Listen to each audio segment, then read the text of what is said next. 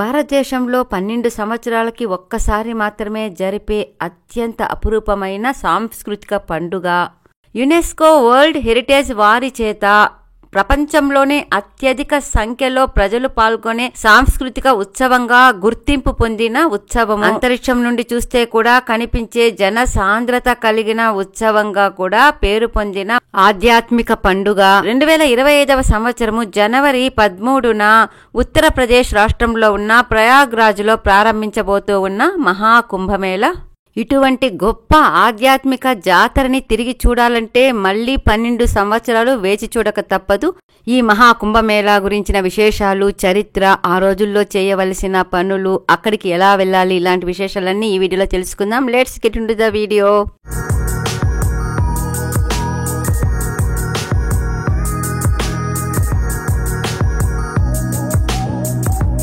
Hi, hello అందరికీ, ఎలా ఉన్నారు? అందరూ చాలా అద్భుతంగా ఉన్నారు కదా. మళ్ళీ నేను మీ విజయ విండోస్కి తిరిగి స్వాగతం. జనవరి 13 నుండి ఫిబ్రవరి 26 వరకు ఉత్తరప్రదేశ్ రాష్ట్రంలోని ప్రయాగలో జరగబోతూ ఉన్న ఈ భూమిపైనే అతి పెద్దదైన మేళా మహాకుంభమేళా గురించిన ఒక్కొక్క విషయము వివరంగా తెలుసుకుందాం. మొదటగా అసలు కుంభమేళా అంటే ఏమిటో తెలుసుకుందాం. కుంభమేళాని జ్యోతిష్యము, ఖగోళము, ఆధ్యాత్మికము, సంస్కృతి సంప్రదాయాలకు, అదేవిధంగా సాంఘికంగా ఉండే ఆచార వ్యవహారాలకు కూడా ప్రతీకగా వ్యవహరిస్తూ జ్ఞానాన్ని ప్రసాదించే ఉత్కృష్టమైన పండుగగా ఆచరిస్తూ ఉంటారు. కుంభము అంటే కలశము అనే అర్థం వస్తుంది. ఇక్కడ కలశము అని దేన్ని అంటారంటే, దేవదానవులు క్షీరసాగర మదనం చేసిన సమయంలో దేవతలు అమృతమున్న కలశాన్ని చేతిలో పట్టుకొని ఉంటారు. కుంభంలో ఉన్న అమృతాన్ని వారు ఆ సంగ్రామం జరిగిన ప్రదేశం నుండి స్వర్గానికి తీసుకువెళ్తున్న సమయంలో ఆ కుంభం నుండి 4 చుక్కలు అమృతము జారి 4 ప్రదేశాల్లో పడుతుంది. ఆ ప్రదేశాలు వరుసగా ప్రయాగ, హరిద్వారు, ఉజ్జయిని మరియు నాసిక్లు. అందుకే ఈ 4 ప్రదేశాలలో కుంభమేళాలు జరుగుతూ ఉంటాయి. ఈ విధంగా దేవతల కలశం నుండి జారిపడిన అమృతపు చుక్కలు పడిన 4 ప్రదేశాలలో ఆ సమయంలో ఉన్న గ్రహస్థితులను బట్టి అదే గ్రహస్థితులు తిరిగి 12 ఏళ్లకు ఒకసారి వస్తూ ఉంటాయి. ఆ 12 ఏళ్లకు ఒకసారి ఎప్పుడు అలాంటి గ్రహస్థితులే వస్తాయో ఆ గ్రహస్థితుల తేదీలలోనే కుంభమేళాను నిర్వహించడం జరుగుతూ ఉంటుంది. ఈ విధంగా నిర్వహించడంలో 4 ప్రదేశాలలో 4 ప్రత్యేకమైన తిథులను నిర్ణయిస్తారు. హరిద్వార్లో సూర్యుడు మేషరాశిలో, బృహస్పతి కుంభరాశిలో ఉన్నప్పుడు, ప్రయాగ్లో సూర్యుడు మకర రాశిలో, గురువు వృషభ రాశిలో ఉన్నప్పుడు, నాసిక్లో సూర్యచంద్రులు కటక రాశిలో ఉండి గురువు సింహరాశిలో ఉన్నప్పుడు, ఉజ్జయినిలో సూర్యుడు మేషరాశిలో, గురువు సింహరాశిలో ఉన్నప్పుడు అక్కడ మహాకుంభమేళా జరిగే తేదీలు నిర్ణయించబడతాయి. ప్రయాగ్రాజ్లో ఇటువంటి గ్రహస్థితులు ఉన్న 2025 జనవరి 13 నుండి ఫిబ్రవరి 26వ తేదీ వరకు మహాకుంభమేళా జరగబోతున్నట్లుగా నిర్ణయించారు. ప్రయాగలో పవిత్ర నదులైన గంగా, యమునలు హిమాలయాల నుండి వచ్చి సంగమించడంతో పాటు సరస్వతి నది కూడా అంతర్వాహినిగా వచ్చి సంగమిస్తూ ఉంటుంది. ఇదే త్రివేణి సంగమంగా చెప్పబడే అతి ప్రసిద్ధమైన సంగమ స్థానము. కుంభమేళా అంటేనే పవిత్ర స్నానాలు. దేశం నలుమూలల నుండి వచ్చే యాత్రికులే కాకుండా విదేశాల నుండి లక్షలాది మంది యాత్రికులు ఈ పవిత్ర స్నానాల కోసము కుంభమేళాకి వస్తూ ఉంటారు. జనవరి 13 నుండి ఫిబ్రవరి 26 వరకు వచ్చే 45 రోజులు కూడా పవిత్ర స్నానాలకు ఉత్తమమైనవే అయినప్పటికీ అందులో వచ్చే 5 పర్వదినాలలోని స్నానాలు ఇంకా ఉత్తమమైనవిగా పేర్కొంటారు. మకర సంక్రాంతి జనవరి 14, మౌని అమావాస్య జనవరి 29, ఫిబ్రవరి 3న వసంత పంచమి, ఫిబ్రవరి 12న మాఘ పౌర్ణిమ మరియు చివరిగా వచ్చే ఫిబ్రవరి 26వ తేదీన మహాశివరాత్రులను మరింత ఉత్తమమైన దినాలుగా పేర్కొంటారు. ఈ 5 రోజులలో చేసే పవిత్రమైన ప్రత్యేకమైన స్నానాన్నే షాహీ స్నాన్ అని అంటారు. గురుస్థానంలో ఉన్న సాధువులు, నాగసాధువులు, అఘోరాలు లాంటి వారు ముందుగా ఈ పవిత్ర స్నానాలు ఆచరించిన తర్వాత సామాన్య ప్రజలు, వారి శిష్య బృందము అందరూ స్నానాలు ఈ షాహీ స్నాన్లో ఆచరిస్తూ ఉంటారు. 100 ఏళ్లుగా ఉన్న కుంభమేళా చరిత్ర గురించి ఇప్పుడు తెలుసుకుందాము. అసలు కుంభమేళా అనేది ఎప్పుడు ప్రారంభమైందో ఎవరికీ ఇతమిద్దంగా తెలియదు. అయితే ఋగ్వేదము, అథర్వణ వేదము, యజుర్వేదాలలో ప్రయాగ గురించిన ప్రస్తావన ఉంది. మత్స్య పురాణంలో ప్రయాగ గురించిన సుదీర్ఘ వివరణ, అక్కడ జరుగుతూ ఉన్న పవిత్ర స్నానాల గురించి వివరణ అధికంగా చూస్తాము. పవిత్ర నదులైన గంగా, యమున, సరస్వతిలు కలిసే సంగమ ప్రదేశంగా ప్రయాగని ప్రస్తావిస్తూ అక్కడ స్నానము అతి ఉత్కృష్టమైనదని, ఆత్మను పరిశుద్ధం చేస్తుందని, అక్కడ స్నానం చేసిన వారికి మోక్షము తప్పక లభిస్తుందని, జనన మరణ చక్రాల నుండి విముక్తి పొందుతారని స్పష్టంగా వివరించడం జరిగింది. మహాభారతంలోని కొన్ని పర్వాలలో కూడా ఈ ప్రయాగలోని త్రివేణి సంగమ స్నానము ఎంతో పవిత్రమైనదని ప్రస్తావించడం జరిగింది. ఆ తర్వాత కాలంలో ఈ కుంభమేళా గురించిన విశేషాలు తెలియకపోయినప్పటికీ 7వ శతాబ్దంలో చైనా యాత్రికుడైన హుయాన్ సాంగ్ తన యాత్రా పుస్తకంలో అప్పుడు ప్రయాగను పరిపాలిస్తున్న హర్షవర్ధనుడి రాజ్యంలో 5 సంవత్సరాలకు ఒకసారి ఇలాంటి మేళా జరుగుతున్నదని, హిందువులు పవిత్ర స్నానాలు త్రివేణి సంగమంలో ఆచరిస్తున్నారని, ప్రజలు అత్యధిక సంఖ్యలో ఆ మేళాలో పాల్గొంటూ ఉన్నారని పేర్కొనడం జరిగింది. కుంభమేళా గురించిన దొరికిన ఆధారాలన్నింటిలోకి ఇదే అతి ప్రాచీనమైనదిగా గుర్తించారు. క్రీస్తు శకము 8వ శతాబ్దంలో శ్రీ ఆదిశంకరాచార్యుల వారే ఈ కుంభమేళాలకు అంకురార్పణ చేశారని నాగసాధువుల మూలాలున్న అఖారాలనబడే వర్గం వారు చెబుతూ ఉంటారు. ఆ తర్వాత కాలంలో 16వ శతాబ్దంలో తులసీదాస్ రచించిన రామచరిత మానస్లోను, అక్బర్ కాలానికి చెందిన కొన్ని గ్రంథాలలోనూ ప్రయాగ్లో ప్రతి సంవత్సరము నిర్వహించే మాఘమేళా గురించిన వివరణ ఉంది. ఏది ఏమైనా ప్రయాగలో జరిగే కుంభమేళా మాత్రము పురాణ కాలం నుండి ఉందని, ఆ తర్వాత 18వ శతాబ్దం నుండి హరిద్వార్లోనూ, ఉజ్జయినిలోనూ, నాసిక్లో కూడా ఇటువంటి కుంభమేళాలు జరుపుకోవడము సంప్రదాయంగా మారిందని చెబుతూ ఉంటారు. కుంభమేళా అని 12 సంవత్సరాలకు ఒక్కసారే కాకుండా అప్పుడప్పుడు కూడా వింటూ ఉంటాం కదా, అది ఏంటో ఇప్పుడు తెలుసుకుందాం. దేవతలు తీసుకొని వెళుతున్న అమృత కుంభం నుండి అమృతం జాలువారిన ప్రదేశాలలో ఆయా గ్రహస్థితులను అనుసరించి వివిధ కాలాల్లో కుంభమేళా జరుపుకుంటాయి అని ఇంతకుముందే తెలుసుకున్నాం కదా. వాటిని అనుసరించి ఒక్కొక్క దగ్గర ఒక్కొక్క ప్రత్యేక సమయంలో కుంభమేళాలు నిర్వహిస్తూ ఉంటారు.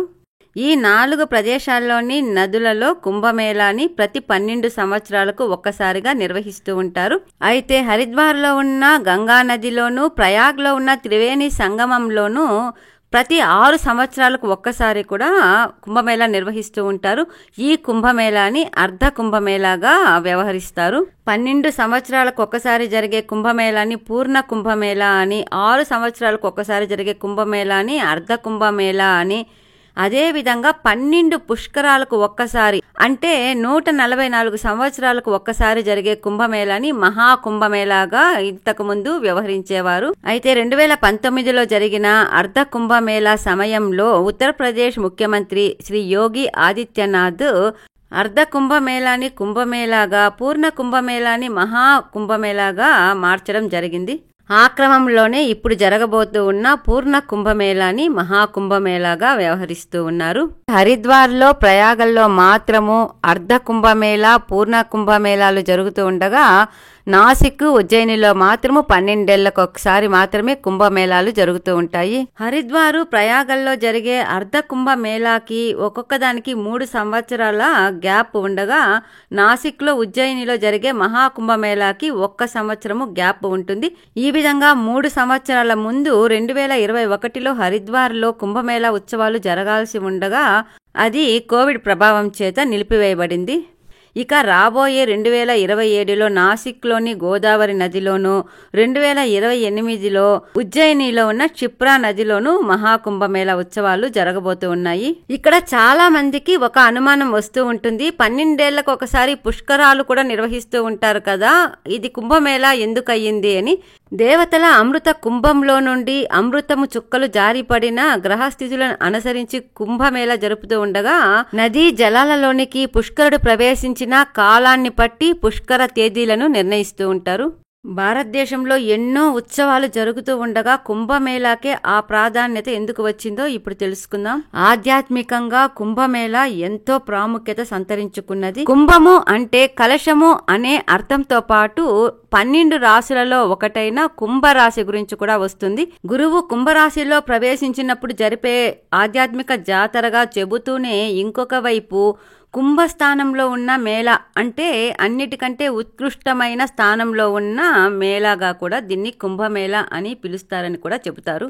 కుంభమేళ సమయంలో ఎక్కడో దూరంగా హిమాలయాల మంచు కొండల్లో తపస్సు చేసుకుంటూ ఉన్న లక్షలాది మంది సాధువులు, సన్యాసులు, నాగ సాధువులు, అఘోరాలు అందరూ కూడా ఆ మంచు కొండలను వదిలి జనజీవన స్రవంతిలోకి వచ్చే శుభ సమయంగా కుంభమేళాని చెబుతారు. వారంతా కూడా కుంభమేళా జరిగే పవిత్ర సమయంలో నదీ సంగమంలోని నీరంతా కూడా అమృత తుల్యం అవుతుందని, సాక్షాత్తు శివ పార్వతులే అమృతాన్ని నదీ జలాల్లోకి ఒలికిస్తారని నమ్ముతారు. కుంభమేళా సమయంలో వీరంతా కూడా నదీ సంగమానికి దగ్గరే నివాసం ఉంటూ ప్రతిరోజు కూడా 3 సార్లు ఆ సంగమంలో స్నానం చేస్తూ ఉంటారు. సామాన్య ప్రజలందరూ కూడా కుంభమేళలో స్నానము ఈ విధంగానే చేయాలని చెబుతూ అటువంటి పవిత్ర అమృత జలంలో స్నానం చేయడంతో ఆత్మశుద్ధి కలుగుతుందని, దాని ద్వారా జనన మరణ చక్రాల నుండి విముక్తి లభించి మోక్షం కలుగుతుందని, కొందరికి ఆత్మ సాక్షాత్కారము కూడా కలుగుతుందని నమ్ముతూ ఉంటారు. లక్షలాది మంది నాగ సాధువులు ఒక్క చోట చేరి భజనలు, కీర్తనలు, సత్సంగాలు నిరంతరము జరుపుతూ ఉండడం చేత ప్రపంచమంతా ఒక ధర్మ మార్గం వైపు వెళ్లే విధంగా ఒక ఆధ్యాత్మిక ప్రపంచము అక్కడ సృష్టించబడుతుంది. ఇక సామాన్య ప్రజలైతే కుంభమేళ సమయంలో అమృత తుల్యమైన నదీ జలాలలో స్నానంతో వచ్చే పుణ్యంతో పాటు ఎంతో గొప్ప గొప్ప సిద్ధులు, యోగులు, నాగ సాధువులు లాంటి వారు స్నానమాచరించిన నదీ సంగమంలో స్నానమాచరించడం ద్వారా వారికున్న పాజిటివ్ ఎనర్జీ వీళ్లకు కొద్దిగా వస్తుందని నమ్మడమే కాకుండా అలాంటి సిద్ధ పురుషులని, యోగులని, నాగ సాధువులని దర్శించుకునే భాగ్యంతో పాటు అదృష్టం బాగుంటే వారి సత్సంగం కూడా కలగవచ్చనే ఉద్దేశం కుంభమేళాకు వెళ్తూ ఉంటారు.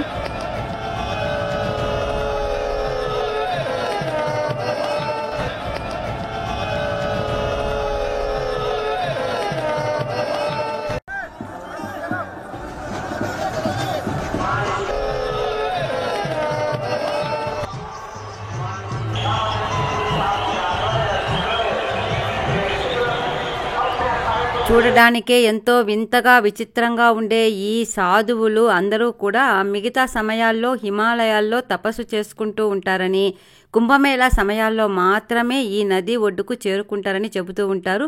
ఇక్కడ నది దగ్గర ఇంత లక్షల సంఖ్యలో కనిపించే ఈ సాధువులు 1 కిలోమీటర్ తర్వాత అసలు కనిపించకుండా అదృశ్యమైపోతూ ఉంటారని, ఇది అంతు చిక్కని రహస్యమని కూడా అక్కడ వారిని చూసిన వాళ్ళు చెబుతూ ఉంటారు. ఈ నాగ సాధువులు వారి మహాగురువులని ఏనుగులు, ఒంటెలు, గుర్రాలు వాటిపైన ఊరేగింపులాగా తీసుకొని శిష్య బృందమంతా వారి వెంట నడుస్తూ లక్షల సంఖ్యలో ఈ విధంగా నది ఒడ్డుకు కుంభమేళాలో స్నానం చేయడానికి చేరుకుంటూ ఉంటారు. జనవరిలో ప్రారంభం కాబోతూ ఉన్న మహాకుంభమేళాని ఎవరైనా చూడాలి అనుకుంటూ ఉంటే వారి కోసము ఇంకొన్ని విశేషాలు. పురాణ కాలం నుండి కూడా కుంభమేళాకి అత్యధిక సంఖ్యలో ప్రజలు పాల్గొనేవారని గ్రంథాల ద్వారా, పురాణాల ద్వారా తెలుస్తూ ఉంది. ఆ సంప్రదాయము శతాబ్దాల తరబడి వస్తూ ఇప్పటికీ దాదాపు 40 కోట్ల మంది వరకు వస్తారని అంచనా వేస్తూ ఉన్నారు. ఒక్కొక్క కుంభమేళాకి వస్తున్న జనసంఖ్య అంతకుముందు కుంభమేళా కంటే 6 రెట్లు పెరుగుతూ ఉండడమే దీనికి కారణము. 12 సంవత్సరాలకు ముందు 2013లో జరిగిన మహాకుంభమేళాకి 17 కోట్ల వరకు వచ్చిన భక్తజన సందోహము 2019లో జరిగిన అర్ధ కుంభమేళాకి కూడా 24 కోట్లుగా పెరిగింది. దీని ఆధారంగానే ఈసారి 40 కోట్ల వరకు భక్తులు హాజరు కావచ్చని అంచనా వేస్తూ ఉన్నారు. అయితే ఈ కుంభమేళాని ఎంతో ప్రతిష్టాత్మకంగా తీసుకున్న ఉత్తరప్రదేశ్ ప్రభుత్వము ఇంతమంది భక్తులకు కూడా ఏమాత్రమూ అసౌకర్యం కలగకుండా ఉండేందుకు చాలా చర్యలు చేపట్టింది. అందులో భాగంగానే 4 లక్షల వరకు ఆవాసాలను నిర్మించడం జరిగింది. వాటితో పాటు 1.5 లక్ష వరకు టాయిలెట్స్ అని, 69,000 సోలార్ లైట్స్ అని, 400 కిలోమీటర్లు రోడ్డు మార్గాన్ని, 11 కారిడార్స్లని, 12 కిలోమీటర్లు స్నానం చేయడానికి ఘాట్స్ని, 8 కిలోమీటర్లు రివర్ ఫ్రంట్ని ఏర్పాటు చేయడం జరిగింది. వీటితో పాటు నిరంతర స్నానాలతో అశుద్ధమవుతున్న జలాన్ని ఎప్పటికప్పుడు శుద్ధి చేయడానికి 500 మంది గంగా క్లీనర్స్ను కూడా అపాయింట్మెంట్ చేయడం జరిగింది. గంగా యమున సరస్వతి కలిసే త్రివేణి సంగమం వద్దకు వెళ్లడానికి ఇప్పటి వరకు 1500 పడవలు ఉండేటివి వీటిని 4000 పడవల వరకు పెంచుతూ ఉన్నారు. వెళ్లిన భక్తులకి 45 రోజుల పాటు ఉచిత భోజన సదుపాయాల కోసము 2240 మీటర్ల వైశాల్యంలో 2 ఫుడ్ కోర్టులని నిర్మిస్తూ ఉన్నారు. కుంభమేళాకి వెళ్ళాలి అంటే మనమున్న ప్రదేశం నుండి బస్సులో కానీ ట్రైన్లో కానీ ఫ్లైట్లో కానీ ముందుగా ప్రయాగ్రాజ్ చేరుకోవాలి. ఫ్లైట్లో వెళ్లే వారికి ఢిల్లీ, బాంబే, బెంగళూరు నుండి కూడా డైరెక్ట్గా ఫ్లైట్స్ ఉన్నాయి.